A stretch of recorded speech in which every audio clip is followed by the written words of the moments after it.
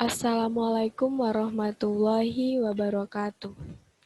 Baiklah, sebelum saya memulai presentasi PPT saya akan memperkenalkan diri. Nama saya Ade Lestari dengan NIM F1C420001. Saya dari Prodi Biologi Fakultas Sains dan Teknologi Universitas Jambi Angkatan 2020. Nah, PPT ini dibuat untuk memenuhi ujian tengah semester mata kuliah Teknologi Informasi dan Komunikasi dengan dosen pengampu Ibu Rizka Raika Bintana STMKOM. Jadi langsung saja saya share screen PPT saya.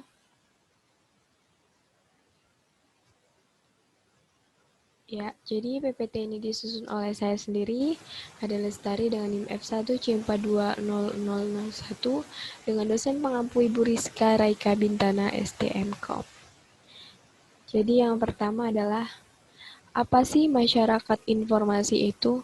Seperti yang kita lihat di layar, masyarakat informasi adalah suatu masyarakat di mana lebih banyak orang bekerja dalam bidang komunikasi atau penanganan informasi daripada bidang pertanian maupun industri. Nah, di mana adanya level intensitas informasi yang tinggi atau kebutuhan informasi yang tinggi. Jadi information society atau masyarakat informasi adalah sebuah istilah yang digunakan untuk mendeskripsikan sebuah masyarakat dan sebuah ekonomi yang dapat membuat kemungkinan terbaik dalam menggunakan informasi dan teknologi komunikasi baru atau New Information and Communication Technologies. Nah, adapun ciri-ciri dari masyarakat informasi adalah yang pertama, adanya kebutuhan akan informasi yang tinggi. Nah, ini pasti ya. Kemudian menjadikan informasi sebagai komoditas bernilai ekonomis, mengakses informasi dengan cepat, dan sistem layanan berubah dari manual ke elektronis atau e-service.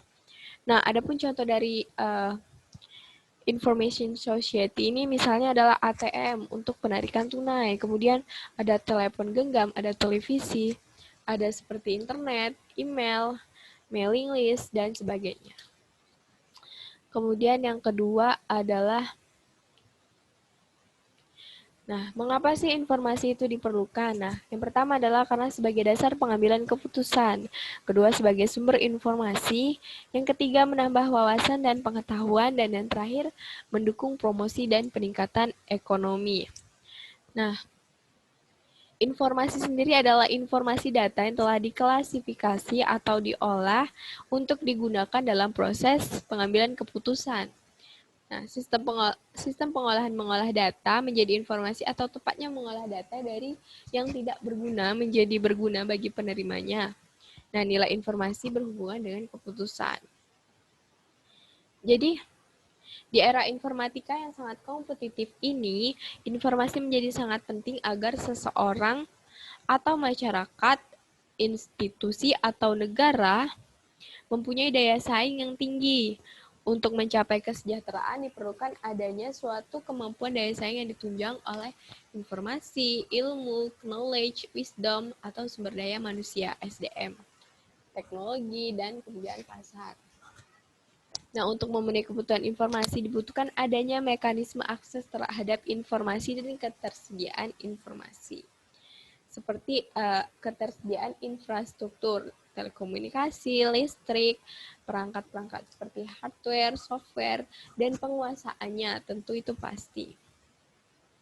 Nah, dengan membanjirnya informasi bagi masyarakat, memungkinkan bertambahnya tadi menambah wawasan dan pengetahuan dari masyarakat tersebut. Kemudian lanjut,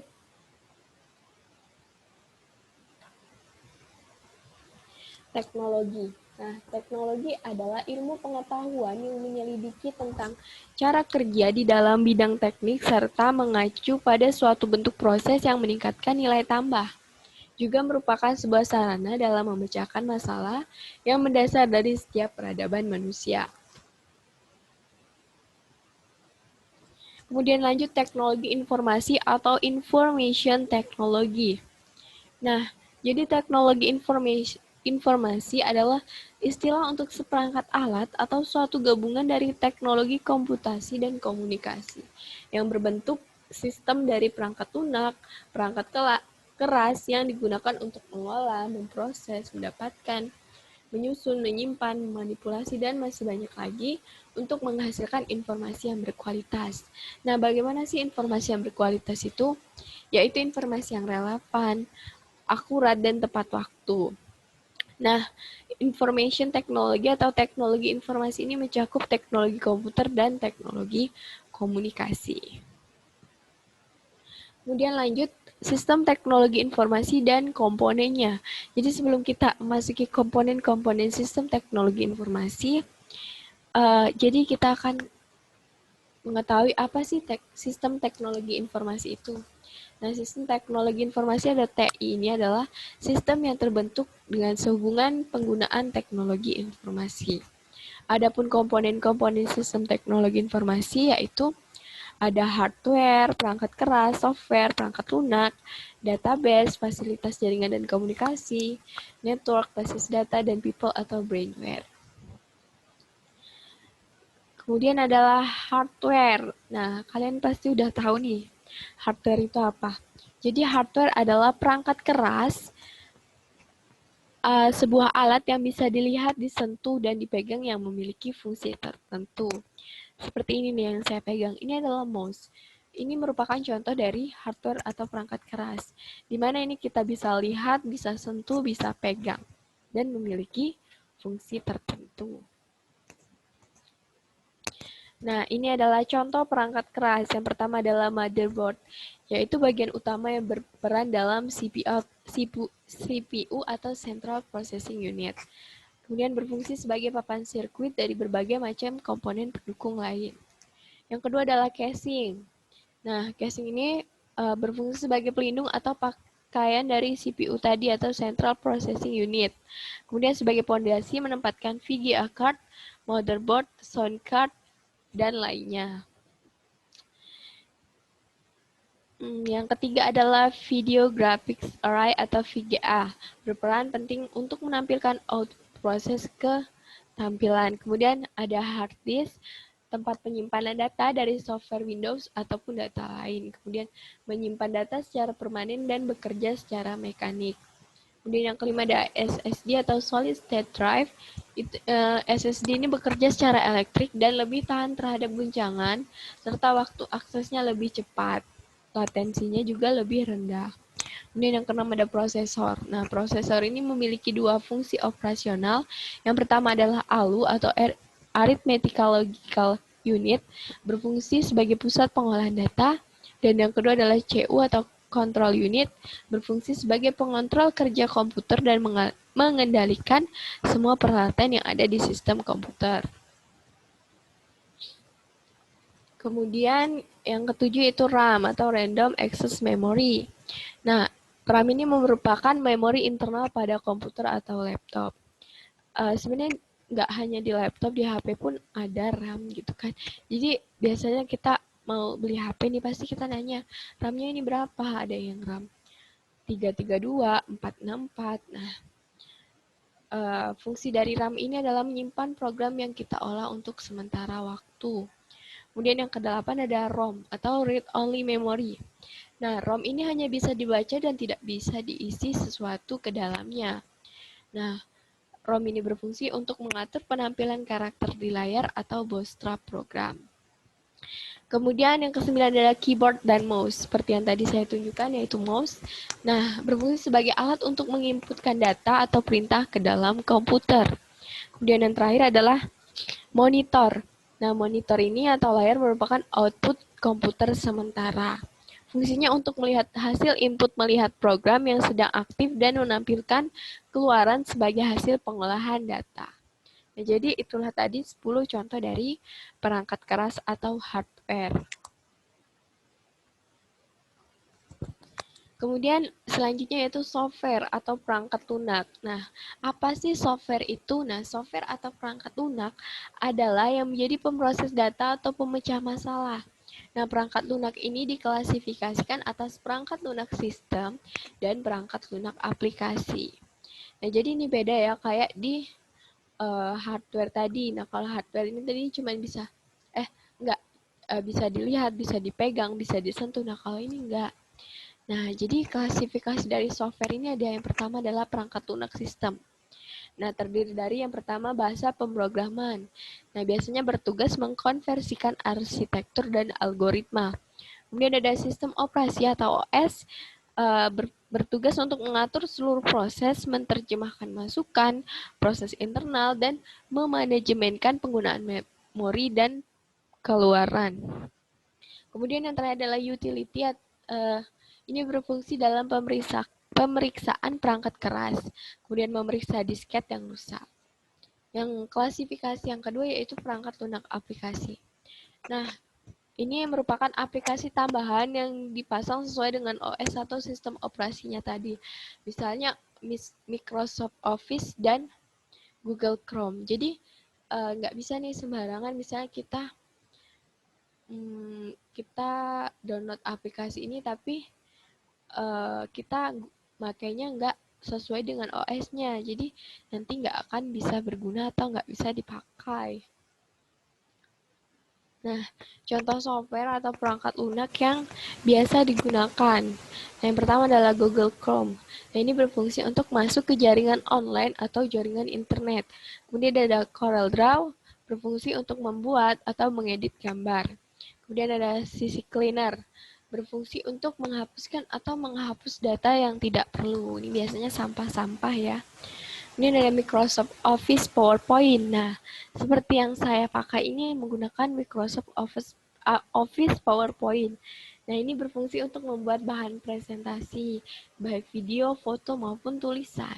Nah, ini sangat membantu ya, apalagi di zaman di masa pandemi saat ini untuk kayak penyampaian materi maupun apa ini sangat penting sekali. Kemudian dalam Microsoft Office Word berfungsi mengedit atau mengetik sebuah dokumen. Kemudian selanjutnya yaitu sistem operasi. Jadi kalian semua pasti udah tahu ya sistem operasi. Nah, sistem operasi ini adalah program dasar pada komputer yang menghubungkan pengguna dengan perangkat komputer. Nah, fungsi dari sistem operasi ini adalah menjalankan operasi dasar pada komputer, mengatur jalannya program komputer, koordinasi input dan output, serta instalasi software. Adapun tujuan dari sistem operasi atau OS ini adalah memungkinkan sumber daya sistem komputer untuk digunakan secara efisien dan membuat komputer lebih mudah dipakai. Intinya menjadikan pengguna itu menggunakan laptop atau komputer itu mudah gitu ya. Contohnya adalah Linux, Android, macOS, iOS, dan Microsoft Windows. Kemudian yang terakhir adalah penerapan IT di bidang sehari-hari. Nah, kalau untuk pengalaman saya nih, saya mengambil dua, yaitu dalam bidang pendidikan dan dalam dunia perbankan. Nah, dalam pendidikan yaitu pertama adalah pemanfaatan platform pembelajaran komunikasi jarak jauh seperti Zoom dan Google Classroom. Sistem presensi menggunakan aplikasi, penggunaan e-book atau e-library, pengolahan materi atau presentasi menggunakan aplikasi Microsoft Word dan Microsoft PowerPoint.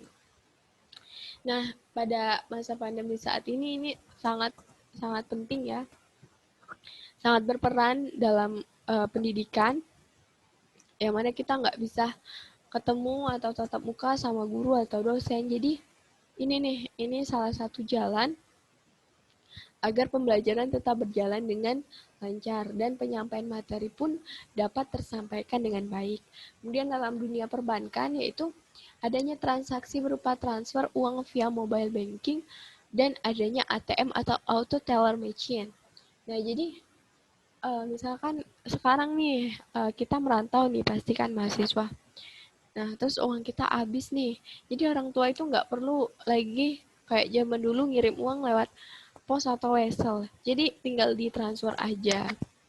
Bisa lewat handphone atau bisa lewat briling. Nah, ini nggak memakan waktu yang sampai berhari-hari.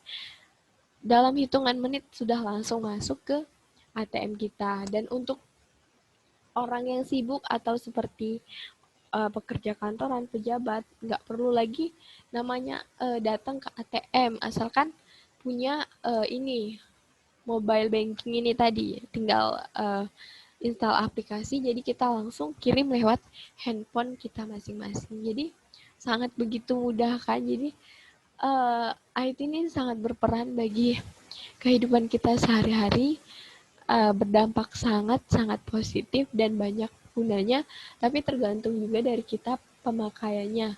Tuh. Jadi itu saja pembahasan dari PPT saya.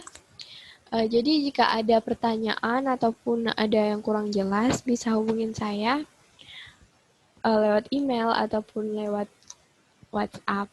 Jadi itulah, saya stop dulu share screen-nya. Nah, jadi itulah tadi presentasi PPT saya. Kurang lebihnya saya mohon maaf.